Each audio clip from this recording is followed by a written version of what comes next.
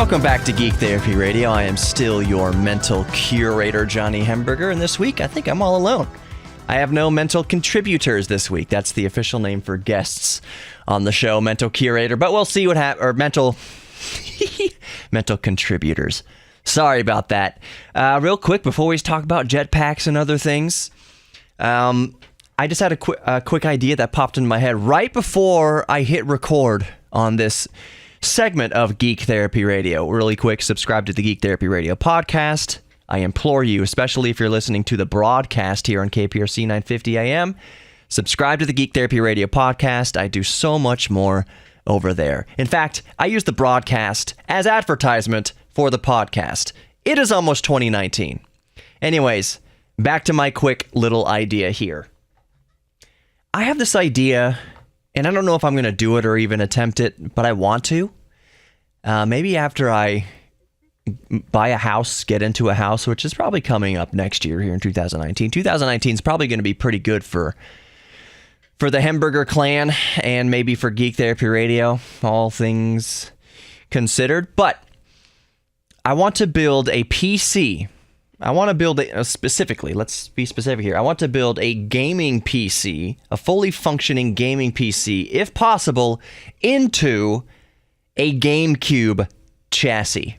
Remember GameCube? Nintendo GameCube? I think it would be really cool, and this is just me geeking out hardcore here for a second. I think it would be really cool to build a gaming PC, like a pretty powerful computer, into the diminutive chassis of a GameCube.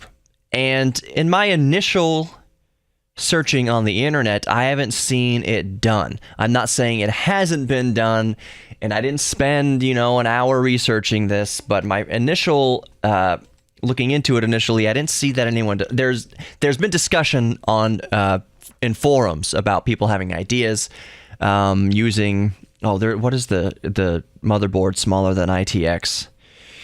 Oh, I'm blanking out on it now. But there's a motherboard form factor smaller than ITX that might fit in the GameCube chassis. And then you got to figure out, well, what kind of graphics card is going to fit in a GameCube? Yes, there's technically a graphics card already built into the GameCube. I think at the time it was ATI. It wasn't even AMD. It was called ATI Radeon or whatever.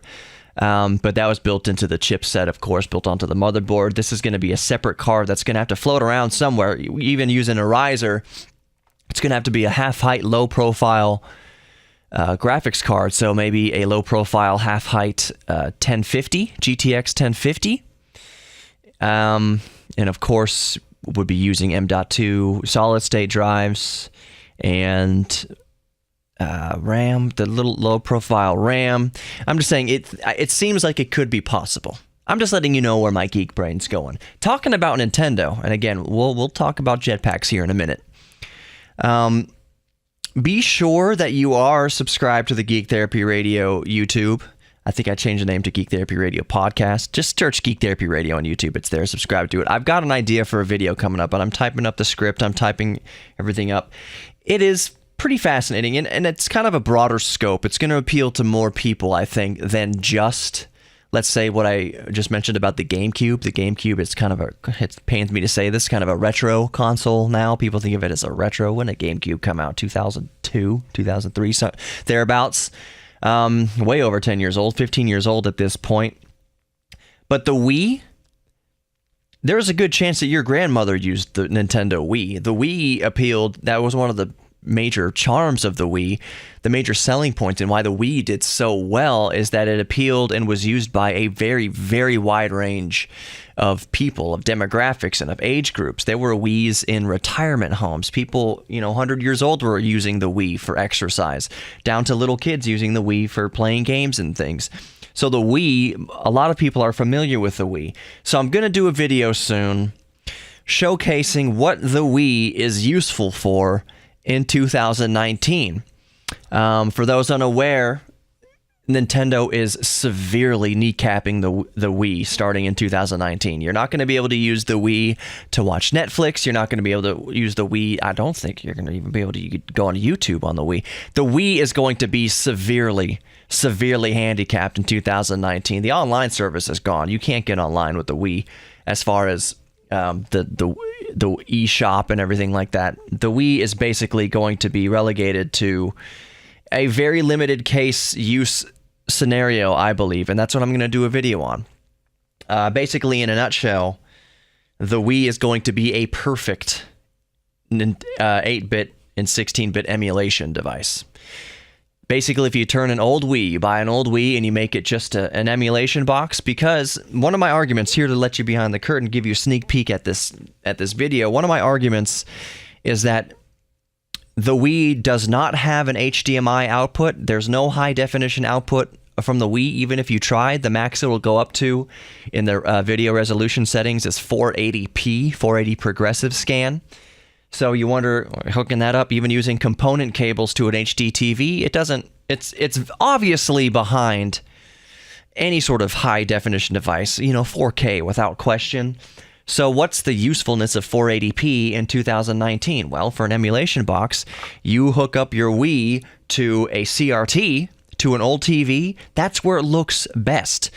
Native resolution is what it's all about. When you hook up an old console, let's say you have an old Super Nintendo and you hook it up to your brand spanking new HD TV using that yellow composite cable. This looks like garbage. This looks terrible. I don't remember it looking this bad as a kid. Oh wow, you can really see how horribly it's aged.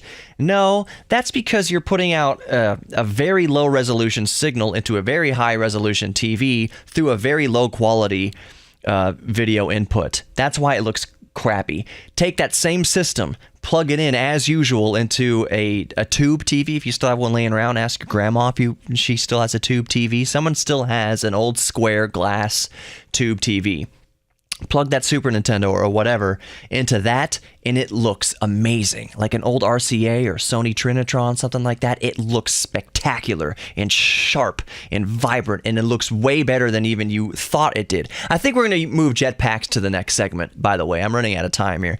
But you plug in your old system into an old square tube TV, looks brilliant. Tube TVs got really, really good, especially at the end of their life cycle. So like the early 2000s, you get an RCA from the early 2000s, whoo, it looks really good hooked up to a Nintendo or a Super Nintendo. So that's what I'm saying.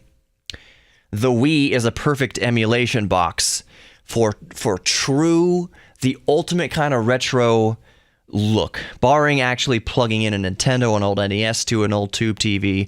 That's where the Wii is going to shine. It doesn't have an HDMI output. It has composite and component. Component is the best that it has. You find a tube TV with a component input, you plug your Wii into there, 8-bit emulation almost at its finest. And I would argue at its actual finest, because you're playing it in its native resolution on the TV it was designed to be played on.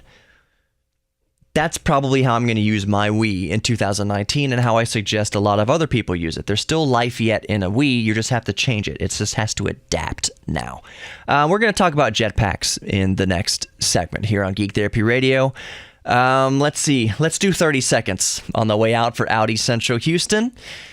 Start your search for a new Audi, used or new actually, at Audi Central Houston and AudiCentralHouston.com. You get a used A3. You can even get a used R8 if you're trying to justify it. Let's justify it with your spouse. Honey, I need this R8, and I'm going to save money on this R8 because I'm going to buy it used. Well, if you do that, buy it from Audi Central Houston. I'm sure your spouse is going to love you for it.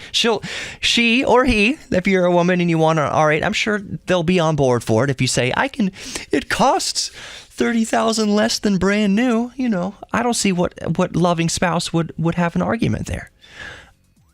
Big smiley Chester Cat, what's his name? I'm getting derailed. Audi Central Houston and AudiCentralHouston.com. Tell them Geek Therapy Radio sent you. Sorry that was a little longer than 30 seconds. We'll be right back with more Geek Therapy Radio. Don't go anywhere. Subscribe to the podcast. Subscribe on YouTube.